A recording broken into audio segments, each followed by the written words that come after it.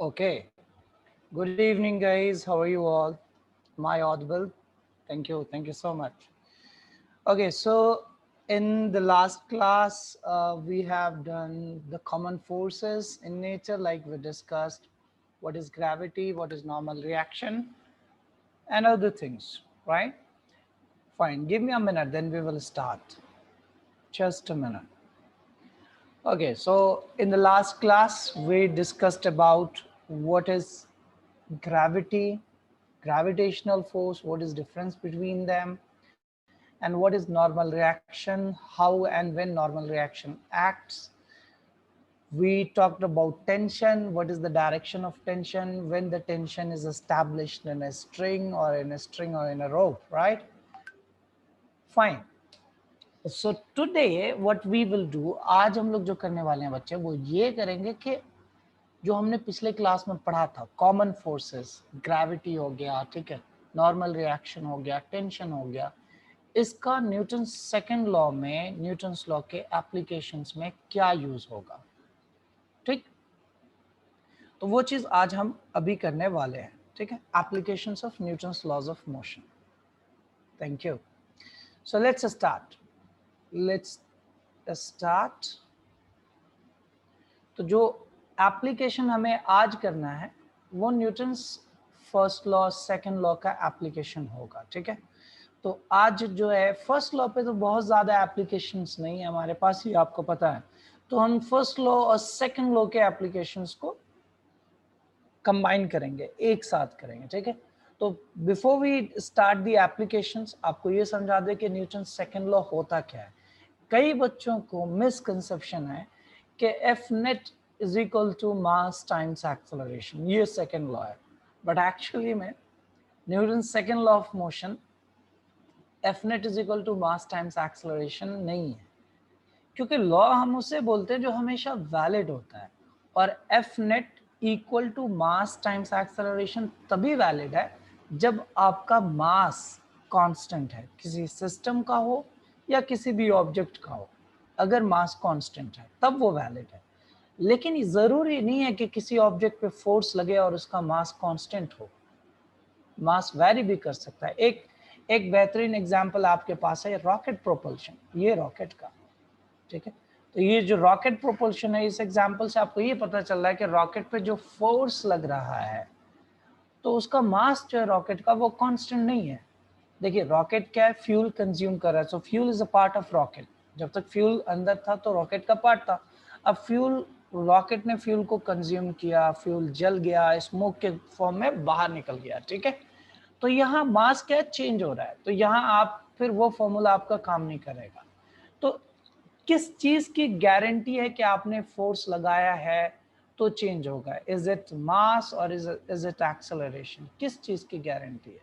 तो गारंटी दोनों में से किसी चीज की नहीं है। किसी चीज की अगर गारंटी है तो वो है मोमेंटम। किसी ऑब्जेक्ट पे अगर फोर्स लग रहा है तो क्या गारंटीड है कि उसका चेंज होगा? मोमेंटम। जरूरी नहीं है कि मास चेंज हो, जरूरी नहीं है कि वेलोसिटी चेंज हो, बट दोनों का प्रोडक्ट जरूरी है कि चेंज होगा। हाँ, कभी मास कांस्टेंट हो सकता है, वेलोसिटी चेंज हो, कभी वेलोसिटी कांस्टेंट हो सकता है, मास चेंज हो सकता है, कभी दोनों ही चेंज हो सकते हैं। तो इन जनरल बेटर टू से कि अगर आपने फोर्स लगाया है किसी भी ऑब्जेक्ट या किसी भी सिस्टम पे तो उसका मोमेंटम चेंज होगा, ठीक है। तो ये है लॉ। और जितना तेजी से मोमेंटम चेंज होगा उतना ज्यादा एक्सटर्नल फोर्स होगा सिस्टम पे। इसी बात को Newton second law of motion बोलते हैं। So force acting on an object और ऑन अ सिस्टम, ये देखें ये लॉ दोनों के लिए वैलिड है, सिंगल आइसोलेटेड ऑब्जेक्ट के लिए भी और एक सिस्टम के लिए भी। So force acting on an object or on a system is directly proportional to the rate of change of momentum with respect to time. कितने तेजी से मोमेंटम में चेंज आ रहा है, इससे पता चलेगा कि फोर्स ज्यादा लग रहा है या कम लग रहा है, ठीक है। और मोमेंटम क्या होता है? मोशन की स्ट्रेंथ होती है, ठीक है, जिसे हम मेजर करते हैं मास टाइम्स वेलोसिटी से। तो जब प्रोपोर्शनलिटी का साइन यहाँ हटाएंगे बच्चे तो कोई कांस्टेंट आएंगे, और कोई कांस्टेंट जो आता है ना, जैसे मान लीजिए यहाँ कोई कांस्टेंट आना था, लेकिन इस कांस्टेंट की वैल्यू हम हमेशा एक्सपेरिमेंट से निकालते हैं। तो एक्सपेरिमेंट से कांस्टेंट की वैल्यू कितनी आई, देखें ध्यान से, 1 आती है। तो आप 1 को चाहे लिखें या ना लिखें, बात बराबर है। So net force on any object या on any system is the rate of change of momentum with respect to time. इसे आप कह सकते हैं न्यूटन सेकंड लॉ का स्टेटमेंट, ठीक है। So F net is equal to M A, वो नहीं है, लॉ नहीं है वो, ठीक है। हाँ आप ये कह सकते हो, आई मीन वीक लैंग्वेज होगी, बट वो it would be a weak definition कि अगर आप उसे कहो कि सर उसे भी तो लॉ बोल सकते हैं तब तक जब तक के मास कांस्टेंट है, यस यू कैन, लेकिन फिर वही बात है, कंडीशनल है वो, ठीक है। बट हाँ आप आम जबान में रोज अगर किसी को समझाना चाहें या लोअर ग्रेड स्टूडेंट को समझाना चाहें तो आप ऐसे समझा सकते हो, कोई प्रॉब्लम नहीं है उसमें, ठीक है। ओके, अब आगे बढ़ते हैं। अगर मास कांस्टेंट हो गया तब देखें फिर क्या हो जाएगा। अगर किसी भी मास जनरली किसी ऑब्जेक्ट का कांस्टेंट होता है, ठीक है, हो सकता है सिस्टम का भी कांस्टेंट हो। तो अगर मास कांस्टेंट है, ठीक है, तो इसी फॉर्मूले में जो आपने लॉ लिखा है F net is equal to D P by D T, M क्या है मास, वी क्या है वेलोसिटी और एम वी मोमेंटम है। तो मास को आप इस मास को बाहर ले सकते हो क्योंकि ये कांस्टेंट है। अब dv by D T by definition क्या हो जाएगा बच्चा, ये dv by D T acceleration, तो आप इसे एक्सेलरेशन को यहाँ डाल दो, ठीक है। तो F net is equal to M है। तो इस इक्वेशन से आपको ये बात भी पता चली कि नेट फोर्स की जो दिशा होगी ना वो एक्सेलरेशन के दिशा में होगी। जैसे अगर ये ऑब्जेक्ट एक्सेलरेट इधर हो रहा है, ठीक है, तो इस पे नेट फोर्स इधर के ही दिशा में लगेगा, ठीक है, डन। अब आइए एक थ्योरम है जिसे पढ़ने के बाद हम काफी सारे प्रॉब्लम्स करेंगे।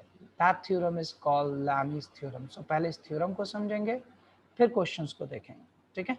लैमीज थ्योरम, लैमी एक साइंटिस्ट था जिसने ये बोला था कि अगर एक ऑब्जेक्ट है आपके पास और उस ऑब्जेक्ट पे 3 फोर्सेस लग रहे हैं, जैसे आप यहाँ देख रहे हो F1, F2, F3, 3 forces acting, और F1 के सामने वाला एंगल जो है वो अल्फा है, जरूरी नहीं अल्फा, आप कोई भी ले सकते हो। F2 के सामने वाला बीटा है, आप कोई और सिंबल यूज कर सकते हैं। F3 के सामने वाला गामा है, ठीक है। तो ये 3 डिफरेंट एंगल्स हैं, F1 के सामने, F2 के सामने, F3 के सामने। लैमी ने ये बोला कि अगर इन तीनों फोर्सेस का सम 0 है, अगर नेट फोर्सेस ऑब्जेक्ट पे 0 लग रहा है। अच्छा आप एक बात सोचो, अगर इस पे नेट फोर्स 0 है इसका मतलब क्या है, F1 और F2 का सम F3 को कैंसिल कर रहा है, या आप यूं भी बोल सकते हो कि F1 F3 का सम F2 को कैंसिल कर रहा है। तो इससे एक बात तो ये पता चल गई कि ये तीनों के तीनों फोर्सेस एक ही प्लेन में होने चाहिए, तभी इनका सम 0 आएगा, है ना, अदरवाइज नहीं आएगा, ठीक।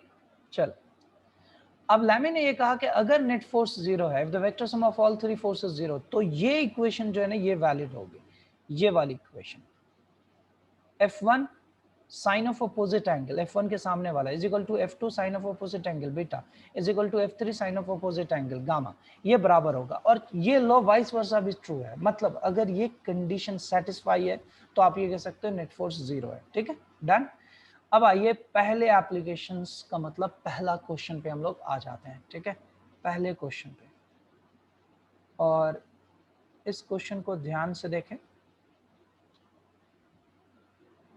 अब इस क्वेश्चन में क्या बोला गया कि आपने इस ऑब्जेक्ट को जो है होल्ड किया, ये वाला जो ऑब्जेक्ट है आपने इसे होल्ड किया और इसे राइट डायरेक्शन में खींचा, पेंडुलम था, इसे पकड़ा और राइट डायरेक्शन में खींचा, और जब ये 0.3 मीटर मूव कर गया, 0.3 मीटर मूव कर गया, तब आपने इसे पकड़ा रहा, वहां पकड़ के रखा है, ठीक है।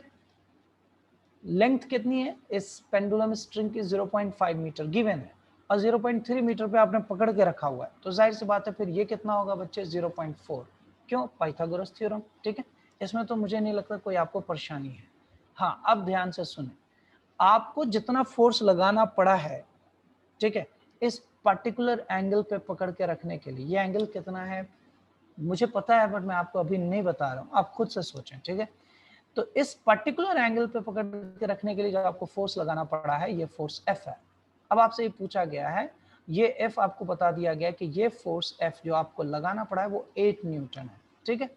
तो आपसे इस स्ट्रिंग में टेंशन पूछा गया कि कितना होगा, आई बात समझ में। और अच्छा नहीं सॉरी, आपसे ये 8 न्यूटन जो है ना बच्चे, I am so sorry, 8 newton is the weight acting on it, ठीक है, वेट है 8 न्यूटन जी। तो आपको कितना फोर्स लगाना पड़ेगा वहां पकड़ के रखने के लिए, और टेंशन कितना लग रहा होगा। तो अगेन ये 3 फोर्सेस आपके पास हैं, और ये ऑब्जेक्ट रेस्ट पे है, स्टेशनरी है, इक्विलिब्रियम है, मतलब नेट फोर्स 0 होगा। तो तीनों वेक्टर का नेट फोर्स 0 है, तो यहाँ पे आप लैमिस थ्योरम आराम से यूज कर सकते हैं। दो इसे हम एक डिफरेंट मेथड से भी कर सकते थे, अगर आपको याद हो, हमने पहले भी आपको कराया था एफबीडी में कि इस टी का 2 कंपोनेंट होगा, एक वर्टिकल जो वेट को बैलेंस कर देगा, एक हॉरिजॉन्टल जो एफ को बैलेंस कर देगा। बट अभी हम लैमिस थ्योरम सीख रहे हैं, ठीक है। तो इसके लिए टी के सामने वाला एंगल 90 डिग्री है, देखिए, ठीक है। हाँ जी, अब इस एंगल की बात कर लेते हैं, ध्यान से सुने, इस एंगल की बात कर लेते हैं, ये एंगल कितना है। तो ये एंगल 53 डिग्री है बच्चे, क्योंकि मैंने आपको ट्राइंगल रटने के लिए बोला था। देखें 53 डिग्री पे क्या होता है, 3 4 5 कंसेक्यूटिव होता है। ये 53 डिग्री है, ये 3 होगा, ये 4 होगा, है ना। और यही अगर 37 डिग्री होता तो ये 4 होता, ये 3 होता। ये मैंने आपको कई बार पहले भी बोला है। ये वाला जो है ना 3 4 5 कंसेक्यूटिव, मतलब 37 और 53 डिग्री, ये फिजिक्स में बहुत यूजफुल है, तो इसे आप रटो, ठीक है। तो ये आपका 53 डिग्री है, ठीक जी। तो ये टोटल कितना बच गया आपका, 100 माइनस 180 माइनस 53, जो कि कितना हुआ 90 प्लस 37। और यहाँ भी कितना हो जाएगा बच्चे, 90 प्लस 53, ये 53, ये 90, ये 90 प्लस 53। तो आप अल्फा बीटा गामा तीनों एंगल आपको पता है, ठीक है। रूल आपको पता है, आप अप्लाई कर दो। नेट फोर्स क्योंकि 0 है, तो मैंने लिया क्या, ये टी और इसके सामने वाला opposite angle, that means 90, sine 90 is equal to 8 newton, इसके सामने वाला 90 प्लस 37, साइन 90 प्लस 37, ठीक है। अब बच्चे 90 प्लस 37, जैसे ये 90 आप देखते हो ना, साइन 90 प्लस 37 चेंज कर देता है कॉस 37 में, है ना। 90 sine 91, 8 by cos 37, cos 37 again 4 by 5, उस ट्रायंगल को याद रखना है, कॉस 37 4 बाई 5 होता है, यहाँ डाल दिया, ठीक है। तो जब आपने सॉल्व किया 5 ऊपर गया, so it is 40 by 4, that means 10 Newton तो आपका टेंशन हो रहा है। अब दूसरा सवाल क्या पूछा आपसे, टेंशन हो गया 10 न्यूटन। आई होप है समझ में आया आप लोगों को। चलो बच्चों दूसरा देखो, अब ये फोर्स निकालना है हमें, ये वाला, है ना, ये फोर्स। तो इस फोर्स को ले लिया और इसके सामने वाला एंगल ले लिया, which is this angle 90 plus 53, ठीक। तो F बाई साइन 90 प्लस 53, ठीक है। टेंशन निकाल चुके हैं आप, T ले लो divided by sine 90, opposite angle. देखो हम 8 न्यूटन भी ले सकते थे, दूसरा फोर्स 8 न्यूटन लेते और फिर साइन 90 प्लस 37 लेते, कर सकते थे। बट क्योंकि साइन 91 होता है इसलिए हमने ये ले लिया, क्योंकि टेंशन ऑलरेडी निकाल चुके हैं, ठीक है। तो इसलिए हमने ये ले लिया, कोई बड़ी बात नहीं, आप वो भी ले लो, कैलकुलेशन थोड़ा सा लंबा होगा बस। ना साइन 90 प्लस 53 कॉस 53 में चेंज हो गया, साइन 91 हो गया। तो यहाँ से आपको आ गया F is equal to 10 cos 53, cos 53 3 by 5, यहाँ देख लो फिर से 53 degree 3 by 5, base by hypotenuse, cos 53 3 by 5 कितना आ गया 6 न्यूटन, ये आंसर हो गया, ठीक है। एक बार फिर से क्वेश्चन पे नजर डाल लो जल्दी से फटाफट, फिर हम लोग दूसरा क्वेश्चन देखेंगे।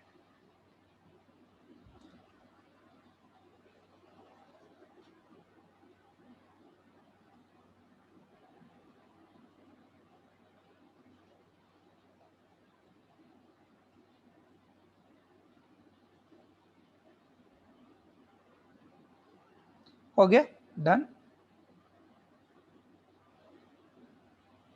Okay next.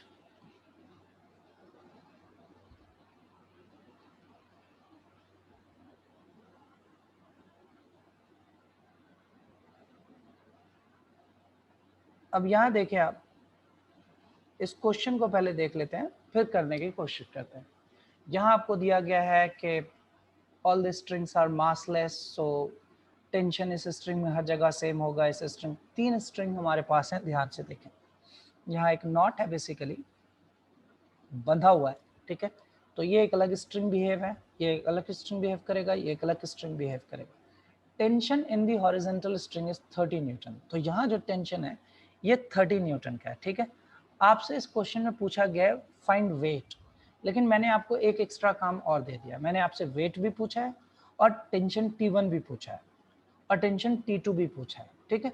तो पहली बात तो ये पूरा सिस्टम इक्विलिब्रियम में है, तो ध्यान से देखो। तो इसका वेट, इसका एफबीडी बनाओ अगर, तो वेट नीचे T2 ऊपर, क्योंकि ये रेस्ट वेट तो T2 वेट के बराबर होगा, ठीक है। ये बात क्लियर हो गई। तो हमें निकालना T2 है, लेकिन मैंने आपको एक एक्स्ट्रा काम और बोला है, हमने T1 भी आपसे बोला है निकालने के लिए। तो आप अगेन 3 डिफरेंट फोर्सेस हैं आपके पास, 30 न्यूटन और इस नॉट पे T2 नीचे, ब्लॉक पे T2 ऊपर है बच्चे, बट नॉट पे T2 नीचे है ना। और इस स्ट्रिंग में T1 इधर है। अब सामने वाले एंगल्स को देख लो, ये 45 डिग्री है, ठीक है। तो ये कितना बच गया बच्चे, 180 माइनस 45, और यू कैन से 90 प्लस 45, ठीक है। तो ये 90 प्लस 45, ये 90, और ये भी कितना हो गया 90 प्लस 45। अब आप लगा दो लैमिस थ्योरम। देखिए ध्यान से, ये हमने यहाँ पे लैमिस थ्योरम लगाया है। T1 निकालना है, अपोजिट एंगल, T1 के अपोजिट एंगल कितना है 90, साइन 90 इज इक्वल टू कोई दूसरा फोर्स ले लिया, 30 न्यूटन गिवन है तो इसी को यूटिलाइज करेंगे। दोनों तरफ तो अननोन नहीं रख सकते ना, फिर आपको रिजल्ट कैसे मिलेगा, ठीक है। तो यहाँ 30 divided by sign opposite angle of 30, ये वाला एंगल जो कि 90 प्लस 45 है। अब 90 प्लस 45 तो cos 45 में चेंज हो गया, साइन 91 लिखने की जरूरत नहीं है। 30 cos 45 इज 1 बाई √2, √2 ऊपर गया, ये आ गया 30 √2, ये T1 है। अब सिमिलरली T2 निकालना है, तो T2 और सामने वाला एंगल, सामने वाला क्या है 90 plus 45, sine 90 plus 45 is equal to 30, सामने वाला एंगल 90 प्लस 45। मैंने 30 क्यों लिया, क्यों नहीं T1 ले लिया सर, क्योंकि मुझे पता है कि सामने वाला एंगल सेम है 90 प्लस 45, तो कट जाएगा, इजिली आंसर आ जाएगा। So T2 is equal to 30 newton. एक बार इस पे भी नजर डाल लें, देख लें आपको समझ में आया या नहीं आया।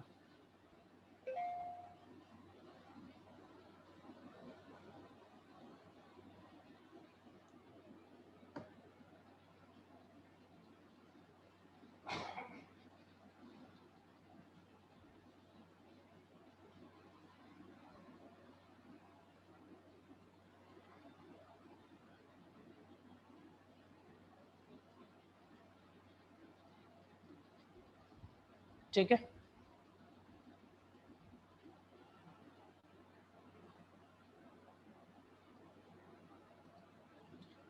चलें जी नेक्स्ट। नाउ फर्स्ट एप्लीकेशन, अब हम न्यूटन सेकंड लॉ की तरफ आ रहे हैं। तो सेकंड लॉ में अगर मास कांस्टेंट होता है तो आपको पता है कि फिर नेट फोर्स कितना हो जाता है, नेट फोर्स हो जाता है मास टाइम्स एक्सेलरेशन। ये बात आपको याद रखनी है कि नेट फोर्स हमेशा किस दिशा में होता है, एक्सेलरेशन की डायरेक्शन में होता है, ये बात याद रखें आप, ठीक है। अब यहाँ पहला एप्लीकेशन जो है हमारा, ये है A1 कंबाइंड ब्लॉक्स प्रॉब्लम। एक ब्लॉक है दूसरे ब्लॉक के साथ ऐसे रखा हुआ है, स्मूथ सरफेस पे रखा है, और आपने कुछ फोर्स इस तरीके से लगाया, देखें आपने फोर्स ऐसे लगाया, ऐसे। तो इस फोर्स की वजह से क्या होगा, स्मूथ सरफेस पे है। आप मुझे थोड़ी देर के लिए ऐसे सोचें और बताएं कि दोनों सेम एक्सेलरेशन से एक्सेलरेट करेगा या डिफरेंट एक्सेलरेशन से। सेम से, करेक्ट जी।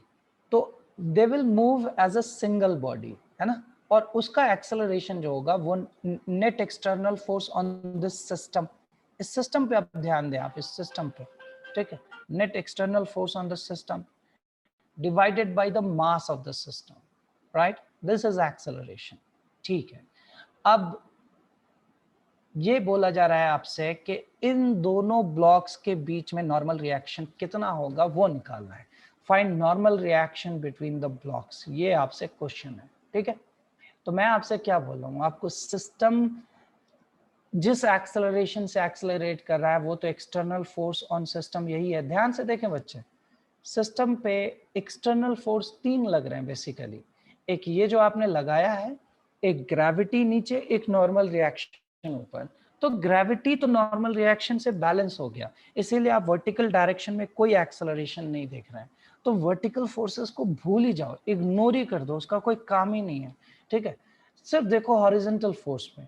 इनफैक्ट चेक करो कि एक्सेलरेशन के डायरेक्शन में सिस्टम पे कौन सा एक्सटर्नल फोर्स है, और अगर एक्सेलरेशन के अपोजिट कोई डायरेक्शन, कोई एग्जैक्टली अपोजिट कोई फोर्स है, वो भी कंसीडर करना। फिर आप नेट फोर्स के लिए स्ट्रॉन्गर माइनस वीकर करना, ठीक है। तो फिलहाल एक्सेलरेशन इतना है। अब आपको अगर नॉर्मल रिएक्शन निकालना है दोनों ब्लॉक के बीच में, तो किसी भी एक ब्लॉक को इंडिविजुअली कंसीडर करो ना, ठीक है। तो फॉर एग्जांपल मैं छोटा वाला ब्लॉक लिया, देखो इस पे ग्रेविटी नीचे, नॉर्मल रिएक्शन से बैलेंस हो गया ये। तो ये वर्टिकल फोर्सेस इवन मैं चाहता तो नहीं दिखाता, ये mg ये n नॉट, कोई जरूरत नहीं थी, क्योंकि पता है कि वर्टिकल कोई मोशन ही नहीं है, वर्टिकल फोर्सेस को नेग्लेक्ट कर दो आप, इसकी जरूरत भी नहीं थी कोई, बट आपके अंडरस्टैंडिंग के लिए मैंने दिखा दिया है, ठीक है। अच्छा एक्सेलरेशन किधर है बच्चे इसका? एक्सेलरेशन आपको दिख रहा है कि राइट वर्ड ही होगा, वही एक्सेलरेशन होगा जो पूरे सिस्टम का है, तो एक्सेलरेशन तो वही रहेगा F/m+n। अब देखो आपने फोर्स तो लगाया था बड़े वाले ब्लॉक पे, छोटे वाले पे आपने नहीं लगाया, छोटे वाले पे एक फोर्स लग रहा है पीछे वाले ब्लॉक से, है ना, इस ब्लॉक से। ये बड़ा वाला ब्लॉक छोटे वाले को आगे की तरफ पुश कर रहा है, और वही पुश आप यहाँ देख रहे हो, ये पुश, ठीक है। तो यही एक फोर्स है जो एक्सेलरेशन के डायरेक्शन में लग रहा है छोटे ब्लॉक पे, है ना। तो ये जो है ये नेट फोर्स है, ये जो आप इक्वेशन देखते हो F net equal to m, इसे आप डायनेमिक इक्वेशन भी बोलते हैं। क्या बोलते हैं? Dynamic equation.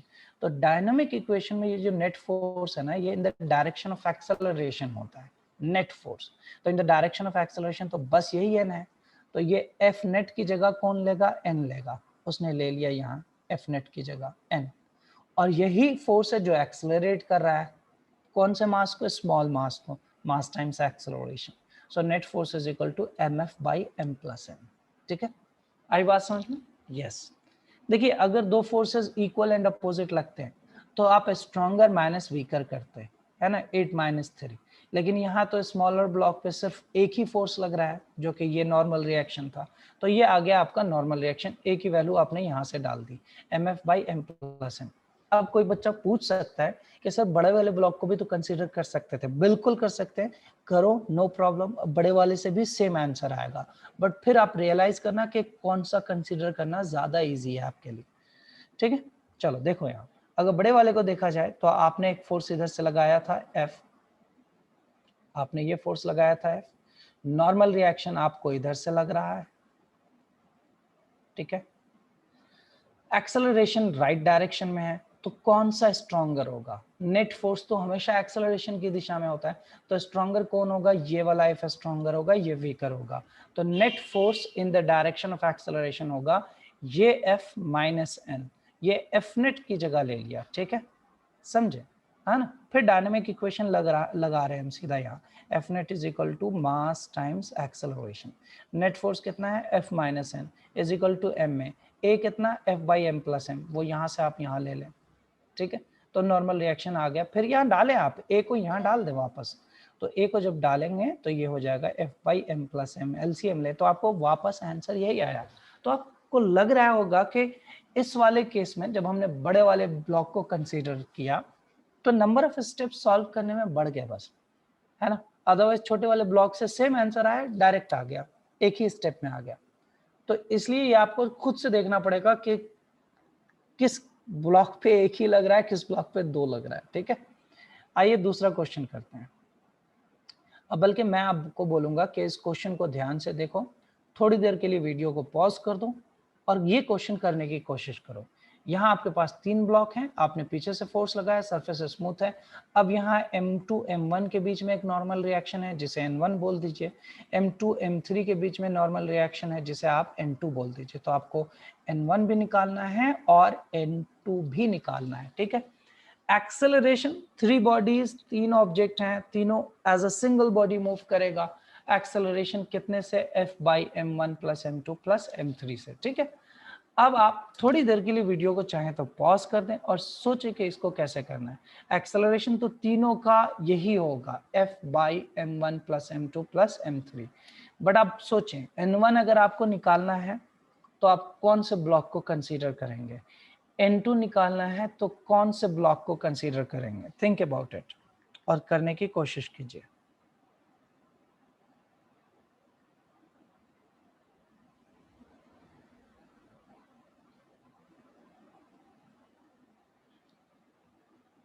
ठीक है,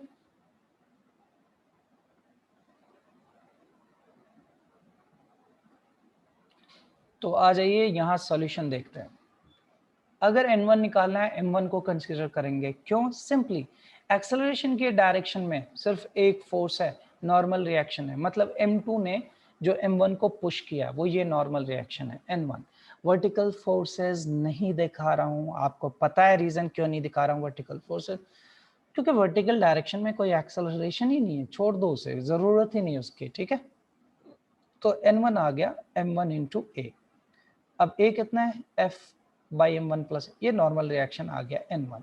अच्छा, अब मैंने देखा बच्चों को कि n2 के लिए बच्चे क्या करते हैं, या तो m3 को कंसीडर करते हैं या m2 को सेपरेटली। दोनों केस से आंसर आएगा बट सोल्यूशन लंबा हो जाएगा। तो टेक्निक ये है कि m2 m1 को as a single body treat कर लो। देखो यहाँ m2 m1 को as a single body treat कर लिया है ना, एज अ सिंगल बॉडी, जिस बॉडी का मास कितना है m2 प्लस m1, और इस पे जो नॉर्मल m2 m3 के बीच में वो n2 है, तो m3 m2 को पुश करेगा राइट के डायरेक्शन में, एक्सेलरेशन a है। तो एक्सटर्नल फोर्स जो इस सिस्टम में वो तो n2 है ना। अब n1 जो हो गया ना वो तो इस सिस्टम का इंटरनल हो गया, एक्सटर्नल क्या है एक्सेलरेशन के डायरेक्शन, बस ये n2। सही, so n2 is equal to mass of the system into acceleration.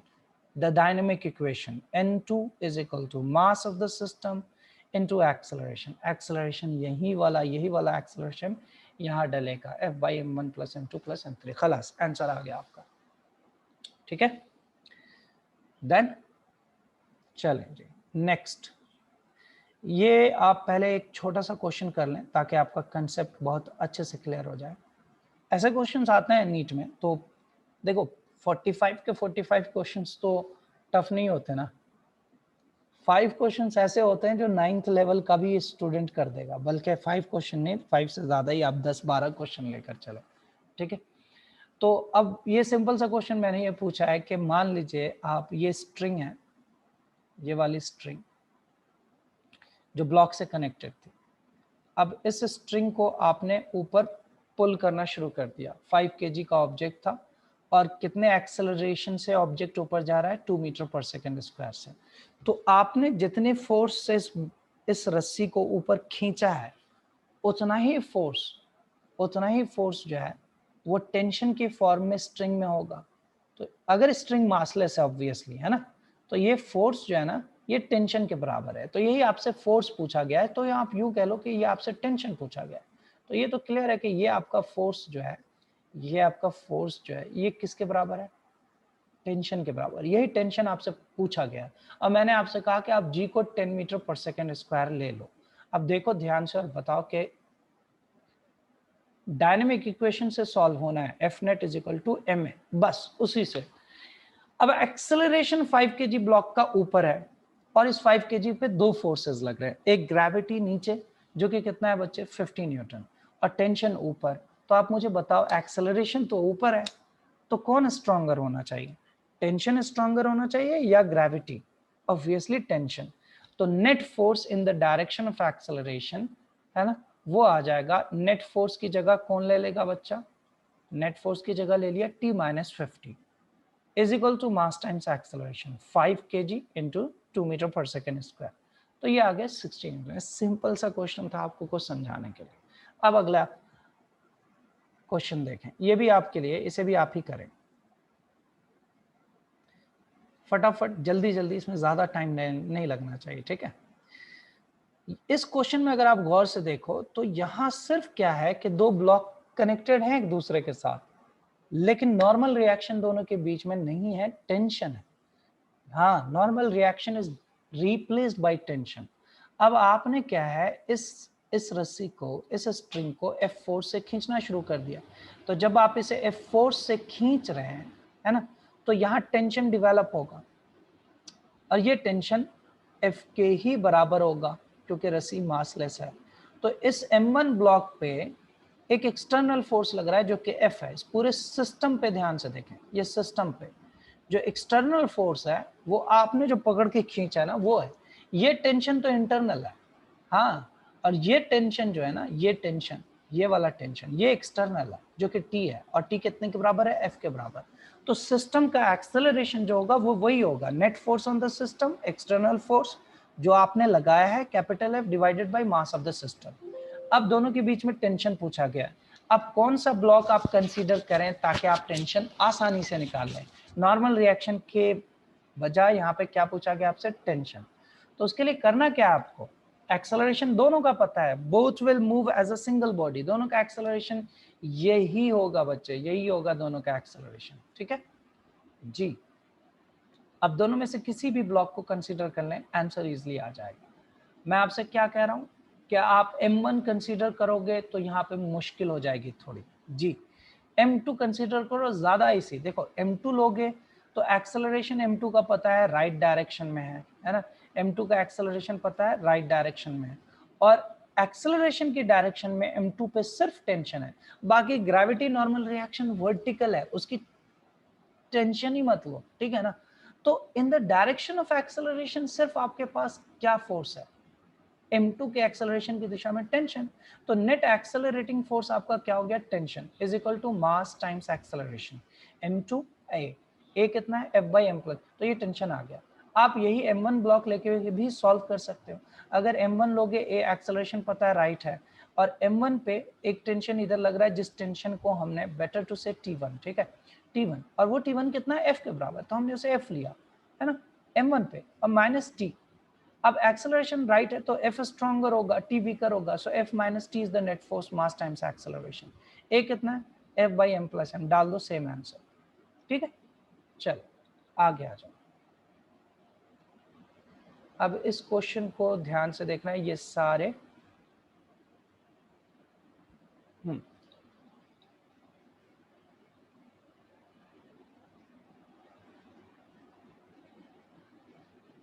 तो पहला तो हो गया कंबाइंड ब्लॉक्स प्रॉब्लम, ठीक है। अब दूसरा है टेंशन इन द रॉड। तो थिन रॉड है अगर आपके पास, या इवन के थिक रॉड भी है, तो भी उसमें टेंशन हो सकता है, टेंशन होता है, ऐसा नहीं कि टेंशन नहीं होगा रॉड में भी टेंशन होता है। तो हमने यहाँ पे थिन रॉड लिया है जो कि मोस्ट ऑफ द क्वेश्चंस में आप देखेंगे, ठीक है। अब ये रॉड जो है ना बच्चे, ये येलो कलर का जो रॉड है, this rod is kept over a smooth table,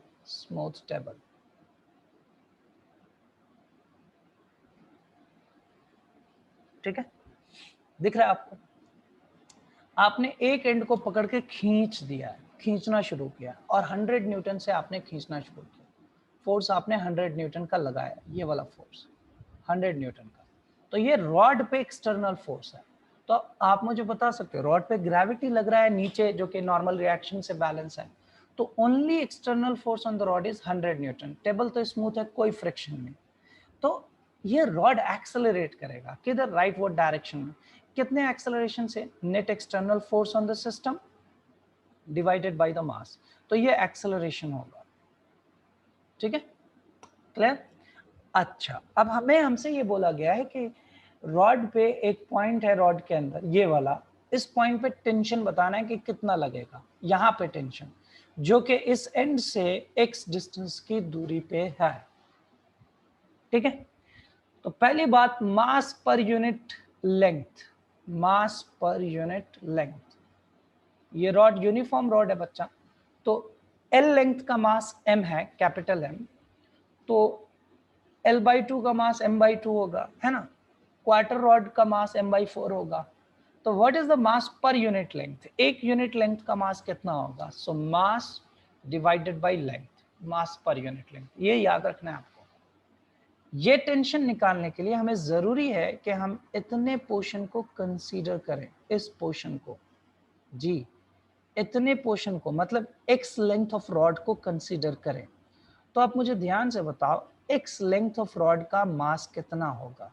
एक यूनिट लेंथ का मास m/l, 2 यूनिट लेंथ का मास 2m/l, 3 यूनिट लेंथ का मास 3m/l, x यूनिट लेंथ का मास xm/l. So xm/l is the mass of this portion of the rod, जिसको मैं small m बोल रहा हूँ। अब मेरी बात ध्यान से सुनिए बच्चे, इस पॉइंट पे जो है ना टेंशन दो डायरेक्शन में है। हाँ, क्योंकि इसके राइट साइड भी एडजेसेंट मॉलिक्यूल्स हैं, इस मॉलिक्यूल के लेफ्ट साइड भी एडजेसेंट मॉलिक्यूल्स हैं, तो इस पे टेंशन इधर भी लग रहा है, इधर भी लग रहा है। लेकिन ये वाला टेंशन आप देखें तो इस सिस्टम के अंदर है, इस पोर्शन के अंदर है, तो ये टेंशन इंटरनल हो गया और हमें इंटरनल फोर्सेस से कोई मतलब नहीं है। ये वाला टेंशन इस सिस्टम के लिए एक्सटर्नल फोर्स का काम करेगा। ये सिस्टम जो है ना हमारा, इस सिस्टम के लिए ये वाला टेंशन एक्सटर्नल फोर्स का काम करेगा, ठीक है। तो हम इस वाले टेंशन को नहीं कंसीडर कर रहे हैं बच्चा, क्योंकि ये इंटरनल है। External is this T, there is no friction, nothing, कोई और दूसरा फोर्स नहीं है। ग्रेविटी जो इस पे है वो बैलेंस हो गया नॉर्मल रिएक्शन से, ठीक है। तो only force in the direction of acceleration, only force in the direction of acceleration is this tension बच्चा, ये tension है आपको in the direction of acceleration. So this T is the net force which is equal to mass times acceleration. So net force is T, mass of this much portion small m into acceleration. अच्छा, mass हमने कितना final किया था, m/l into x, acceleration m/l है ना, m/lx, acceleration क्या था f/m, सो f/m डाल दिया हमने। mm देखें कैंसिल हो गया, राइट। तो टेंशन क्या आ गया, f/l into x, मतलब f/l का मतलब force per unit length multiply by x। पूरे रॉड पे क्या फोर्स लगा था, पूरे लेंथ पे जो एक्सटर्नल फोर्स था वो f था, so force per unit length f/l, ठीक है, मल्टीप्लाई बाई x। ये जो डिस्टेंस है ना ये दूसरे एंड से, आपने इस एंड पे फोर्स लगाया तो आपको डिस्टेंस दूसरे एंड से लेना है उस पॉइंट का, तो ये रिजल्ट हो गया, ठीक है। अब इसको ध्यान से देखें, नोट कर लें, अब इसी बेसिस पे आपको एक नया क्वेश्चन हम देंगे।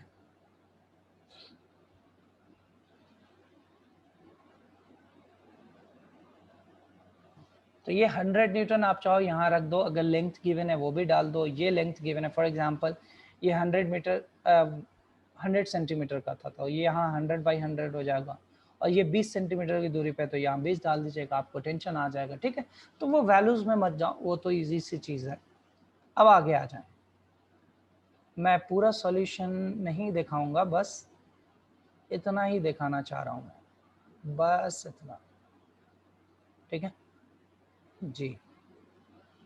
अब देखें सेम प्रॉब्लम है ऊपर वाला, बस हमने यहाँ से थोड़ी सी चेंजिंग की है कि हमने इधर भी फोर्स लगाया है, ये आपको दिख रहा है, एक्सटर्नल फोर्स उसी रॉड पे आपने इधर भी लगाया है, और उसी रॉड पे एक्सटर्नल फोर्स इधर भी लगाया है, और ये बता दिया गया है कि F1 ग्रेटर देन F2 है, F1 ग्रेटर देन F2 है। तो ओवरऑल सोचें इस रॉड का किधर एक्सेलरेशन होगा, ये रॉड राइट डायरेक्शन में ऐसे एक्सेलरेट करेगी, और एक्सेलरेशन होगा F1 माइनस F2/m, है ना। F1 स्ट्रॉन्गर है तो नेट फोर्स क्या होगा, F1 minus F2 divided by m, ठीक है, गुड। और आपको यही पॉइंट पे टेंशन निकालना है, तो टेक्निक सेम है बच्चा, जैसे पहला क्वेश्चन क्या है वैसे ही इसे करना है। इतने पोर्शन को आप कंसीडर कर लेना, ये जो आप इतना पोर्शन कंसीडर कर रहे हो इसका मास स्मॉल m है जो कि m/lx के बराबर है। अब इतने फोर्सेस पे, इतने पोर्शन पे कौन से एक्सटर्नल फोर्स है, एक ये F2 एक्सटर्नल है यहाँ देखें, और एक इधर वाला टेंशन एक्सटर्नल है राइट साइड वाला ये T, लेकिन एक्सेलरेट ये भी राइट हो रहा है, कितने एक्सेलरेशन से, सेम एक्सेलरेशन से, F1 माइनस F2/m, ठीक है। मास इसका कितना m/l इंटू x। अब मैं चाह रहा हूं कि आप इसकी डायनेमिक इक्वेशन बनाएं, तो आपको पता है एक्सेलरेशन राइट है तो ये T स्ट्रॉन्गर होगा than F2, so net external force इस सिस्टम पे होगा T minus F2 is equal to इसका मास टाइम्स एक्सेलरेशन, ठीक है। तो आप इसे खुद सॉल्व करें, थोड़ा वीडियो को पॉज कर दें, सॉल्व करें, और फिर मैं आपको आंसर दिखाऊंगा, ठीक है। वीडियो को पॉज करें और फिर सॉल्व करें इसको, और फिर मैं आपको आंसर दिखाता हूँ। डन। चलो अब चेक कर लो क्या आपने ऐसे ही सॉल्व किया, कुछ नहीं, प्लगिंग की है ना, बस गणित है, अब तो फिजिक्स तो रही नहीं। T minus F2 is equal to ma, small m मास की value m by l into x, acceleration F1 minus F2 by n डाल दिया हमने, m कैंसिल आउट हो गया, देखें ध्यान से, तो टेंशन आया, ये माइनस F2 ले आओ राइट साइड, ये प्लस F2 हो गया, बाकी जो बचा ये, मैंने ये रिजल्ट आप लोगों में से मैक्सिमम बच्चों का आ ही गया होगा, मुझे पूरी उम्मीद है आप सबको यही आंसर आया होगा, ठीक है। लेकिन आप मेरी बात ध्यान से सुनो, इस रिजल्ट को आप रीअरेंज करके क्या ऐसे लिख सकते हो, सोच के जल्दी से बताओ, क्या ऐसे लिख सकते हो? इसके पीछे एक रीजन है लिखने का, बहुत बड़ा रीजन है, मैं चाह रहा हूं आप इसे समझे, लॉजिकल रीजन मैं आपको समझाऊंगा, ठीक है ना। लिख सकते हैं बिल्कुल, F2 को अलग कर लो, F1 को अलग कर लो, तो आप ऐसे लिख सकते हो। तो अब मेरी बात ध्यान से सुनो, मैं इस रिजल्ट को डायरेक्ट लिख सकता था इस रिजल्ट से, क्यों? मैंने राइट एंड पे फोर्स लगाया, तो force per unit length multiply by x, ये डिस्टेंस दूसरे साइड से है, और अगर यहीं पे एक और फोर्स इधर लगा दो, खींचो इधर भी, तो टेंशन वो फोर्स बढ़ा देगा। तो टेंशन का फॉर्मूला है force per unit length multiply by distance from the other and. ये सब नीट में काम आता है, कैलकुलेशन बचाएगा। तो F1 देखो बच्चा, कैलकुलेशन में जो टाइम लगता है ना वो बचेगा। अब ध्यान से देखो, F1 force per unit length, और F1 के अपोजिट साइड से क्या दूरी है, x मल्टीप्लाई बाई x, ठीक। इस F2 के वजह से टेंशन इस पॉइंट पर बढ़ गया है, क्योंकि F2 भी अपोजिट डायरेक्शन में है।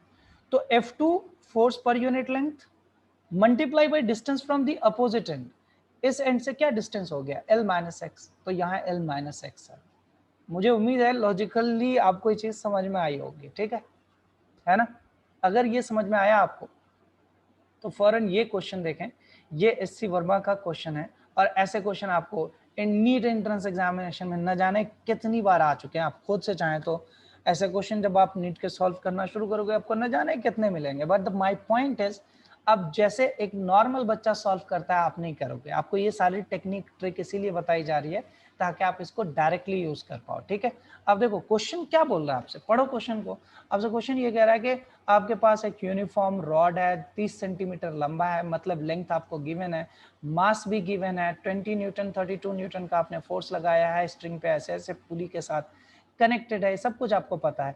एक पॉइंट है जो कि 10 सेंटीमीटर इस एंड से, 20 सेंटीमीटर इस एंड से, तो इस पॉइंट पे आपको जो है वो निकालना है टेंशन, ठीक है। आपसे ये पूछा, find the force exerted by 20 centimetre part of the rod on the 10 centimetre part, मतलब ये दोनों पोर्शन एक दूसरे पे कितना फोर्स लगाएंगे, वो वही फोर्स तो होगा जो टेंशन है, दूसरा और कहां से आएगा, ठीक है।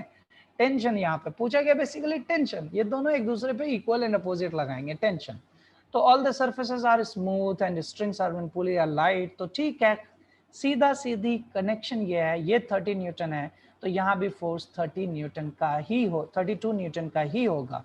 यहाँ 20 न्यूटन है तो ये भी टेंशन 20 न्यूटन का ही होगा। अब इसे बिल्कुल ऐसे ट्रीट करो, यही तो सिस्टम बन गया ना।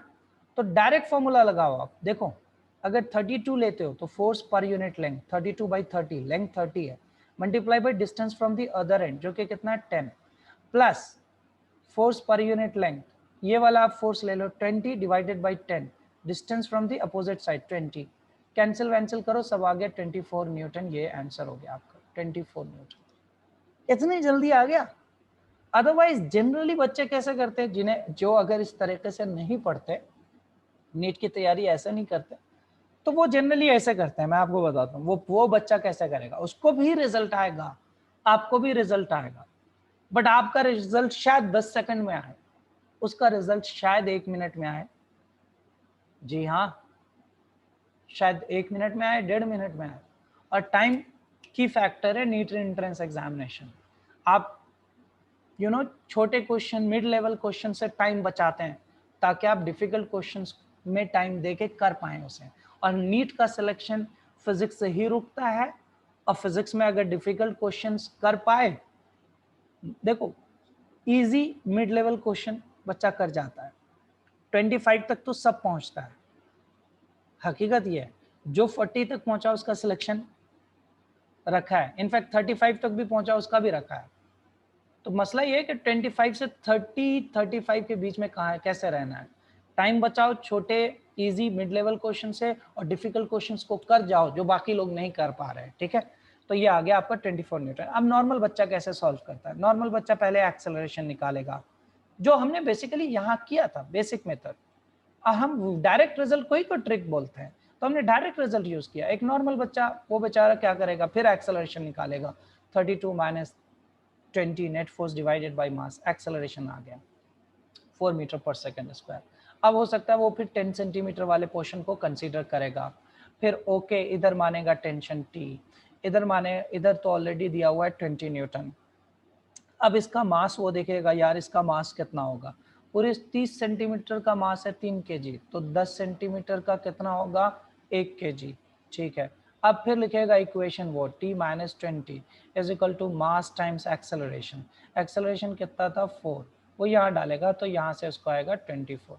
तो मैं तो बहुत 24 20 प्लस 4 इज 24, मैंने बहुत जल्दी कर लिया। आमतौर पे बच्चे तो इतना जल्दी करते नहीं, ठीक है। तो जो भी है ये तरीका है, कंसेप्ट है, आपको समझ में आना चाहिए। अब आइए नेक्स्ट एप्लीकेशन पे आते हैं, जो है हमारा एलिवेटर और मैन प्रॉब्लम। बहुत फेमस है, आपने सुना ही होगा इसके बारे में। अब देखें, जब आप एलिवेटर के अंदर है बच्चे, तो बेसिकली इस एलिवेटर और मैन प्रॉब्लम या एलिवेटर या कोई भी प्रॉब्लम, एलिवेटर के क्वेश्चंस को हम लोग 3 कैटेगरी में डिवाइड कर सकते हैं। पहला कैटेगरी एक्सेलरेशन 0 का, दूसरा कैटेगरी होगा एक्सेलरेशन ऊपर, तीसरा होगा एक्सेलरेशन नीचे। तो अगर एलिवेटर, देखो बच्चे ध्यान से, अगर एलिवेटर ऊपर जा रहा है या नीचे आ रहा है और कांस्टेंट वेलोसिटी से आ रहा है, अगर वेलोसिटी कांस्टेंट है तो एक्सेलरेशन 0 होगा दोनों केस में, चाहे वो एलिवेटर ऊपर जाए चाहे एलिवेटर नीचे आए। अगर कांस्टेंट वेलोसिटी से जा रहा है, आ रहा है, या एलिवेटर रेस्ट पे भी है, तो इन तीनों केस में बच्चे एक्सेलरेशन क्या होगा 0 होगा एलिवेटर का, और मैन का भी एक्सेलरेशन क्या होगा 0 होगा। तो सवाल ये पूछा गया है कि मैन और एलिवेटर के बीच में यहाँ पे नॉर्मल रिएक्शन कितना है, दोनों के बीच में क्या नॉर्मल रिएक्शन है, ये क्वेश्चन है हमारा, ठीक है। जहां जो नॉर्मल रिएक्शन होगा ना दोनों के बीच का, ये कितना है, ये मेन क्वेश्चन है। तो आपको पता है कि अगर एलिवेटर का एक्सेलरेशन 0 है तो मैन का भी एक्सेलरेशन 0 होगा। फौरन मैन का फ्री बॉडी डायग्राम बनाओ। mg जो कि ग्रेविटी होता है, ये यूनिवर्सल फोर्स है, खानदानी फोर्स है, हमेशा लगेगा, है ऑब्जेक्ट तो लगेगा। mg नीचे, नॉर्मल रिएक्शन इसी इंसान के पैरों पे किधर लगेगा, ऊपर की तरफ लगेगा, नॉर्मल रिएक्शन। अब क्योंकि इसका एक्सेलरेशन 0 है इस मैन का, क्योंकि एलिवेटर का 0 है, एक्सेलरेशन 0 होने का मतलब न्यूटन सेकंड लॉ के हिसाब से नेट एक्सटर्नल फोर्स भी 0 है। अगर नेट एक्सटर्नल फोर्स 0 है तो इस मैन को तो सिर्फ 2 फोर्सेस लग रहे हैं एक्सटर्नल, जो कि ग्रेविटी और नॉर्मल रिएक्शन है। ग्रेविटी अर्थ लगा रहा है, ठीक है, नॉर्मल रिएक्शन एलिवेटर का फ्लोर लगा रहा है, और ये दोनों एक दूसरे को कैंसिल करने चाहिए, तो नॉर्मल रिएक्शन mg के बराबर आ जाएगा, क्योंकि ये दोनों अगर एक दूसरे को कैंसिल करते हैं तो ही नेट फोर्स 0 होगा, ठीक है। तो ये पहला एप्लीकेशन था, कीप इन माइंड, वेलोसिटी या तो कांस्टेंट हो, ऊपर नीचे कहीं भी जाए, या रेस्ट पे रहे एलिवेटर, ठीक है। सेकंड केस, चलो ऊपर एक्सेलरेट कर रहा है हमारा एलिवेटर, ऊपर एक्सेलरेट कर रहा है, तो मैन भी किधर एक्सेलरेट करेगा, ऊपर ही, और सेम एक्सेलरेशन होगा, ठीक है, क्योंकि मैन एलिवेटर का फ्लोर तो छोड़ने वाला है नहीं। तो जो एलिवेटर का एक्सेलरेशन है, जो लिफ्ट का एक्सेलरेशन है, वही मैन का एक्सेलरेशन होगा। अब एक्सेलरेशन मैन का ऊपर है, ग्रेविटी मैन पे नीचे है, नॉर्मल रिएक्शन फ्लोर द्वारा मैन पे ऊपर है, तो अब तो नेट एक्सटर्नल फोर्स ऊपर की दिशा में होनी चाहिए ना, क्योंकि एक्सेलरेशन मैन का ऊपर है, तो कौन स्ट्रॉन्गर होना चाहिए, नॉर्मल रिएक्शन स्ट्रॉन्गर है mg से, सो n is greater than mg, so net external force यहाँ जो होगा ना इन द डायरेक्शन ऑफ एक्सेलरेशन, वो n माइनस mg होगा इज इक्वल टू ma। तो यहाँ से n आ गया, mg प्लस ma, मतलब आप m को कॉमन ले लो तो g प्लस है। आप ध्यान से देखो, जैसे जैसे एक्सेलरेशन एलिवेटर का बढ़ेगा नॉर्मल रिएक्शन बढ़ेगा। अब मेरी बात ध्यान से सुनना बच्चे, जो आपका वेइंग मशीन होता है ना, वेइंग मशीन जिसपे आप अपना वजन करते हो, वो एक्चुअली में नॉर्मल रिएक्शन को कैलकुलेट करता है। जी हाँ, आप सेम वेइंग मशीन पे ना लात मारो, अपने पैर को मारो, किक करो बहुत तेज डम, तो फौरन से उसका जो कांटा है ना, अगर आप 50 किलो के भी हो तो वो 150 किलो दिखाएगा मैक्सिमम, फिर लौट के चला जाएगा। तो जब आप किक मारते हो ना तो नॉर्मल रिएक्शन बढ़ जाता है ना, ठीक। तो अगर आप उसी वेइंग मशीन को, मान लो ये mg है, और तब अगर उसी वेइंग मशीन को आप इस एलिवेटर में रख दो और उस पे खड़े हो जाओ, और अगर एलिवेटर ऊपर एक्सेलरेट कर रहा है तो आपका नॉर्मल रिएक्शन mg नहीं रहेगा, फिर जो ग्राउंड पे था, फिर आपका नॉर्मल रिएक्शन क्या हो जाएगा, mg प्लस a। मतलब आप एक्चुअल में अगर 50 किलो के हो तो आपका वजन ऊपर, अगर एलिवेटर एक्सेलरेट कर रहा है तो आपका वजन ज्यादा दिखाएगा, 50 से ज्यादा, मे बी 60, 55 कुछ भी दिखाए, ये डिपेंड करता है कि ये एक्सेलरेशन आपका कितना है। ठीक है, तो पॉइंट ये है कि अगर एलिवेटर ऊपर एक्सेलरेट किया तो नॉर्मल रिएक्शन बढ़ जाएगा। अब आ जाइए नीचे, अगर एलिवेटर एक्सेलरेट करता है, नीचे में भी दो कंडीशन है। पहले वाला कंडीशन तो देख ले कि एक्सेलरेट नीचे कर रहा है लेकिन एक्सेलरेशन कम है, 2 मीटर पर सेकेंड स्क्वायर, 3 मीटर पर सेकेंड स्क्वायर, मतलब जी से कम है। जी आपका क्या होता है, स्मॉल जी, 9.8 मीटर पर सेकेंड स्क्वायर, मतलब फ्री फॉल नहीं कर रहा है, एक्सेलरेट कर रहा है जी से कम एक्सेलरेशन से।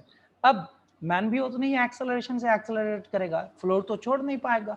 ठीक है, अब ग्रेविटी नीचे, नॉर्मल रिएक्शन ऊपर है, एक्सेलरेशन मैन का लेकिन नीचे है, राइट।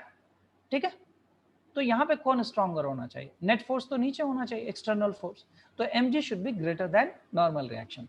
तो यहाँ पे जो हमारी डायनेमिक इक्वेशन बनी ना बच्चे, F net is equal to mass times acceleration, F net की जगह ले लिया mg minus N is equal to M है।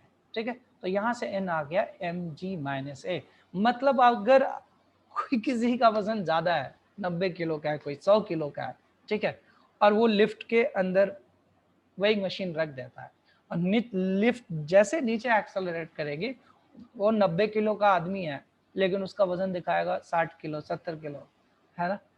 तो आप एक दूसरे को बेवकूफ बना सकते हैं ऐसे। अगर दोनों फिजिक्स स्टूडेंट है तो कोई किसी को नहीं बना पाएगा।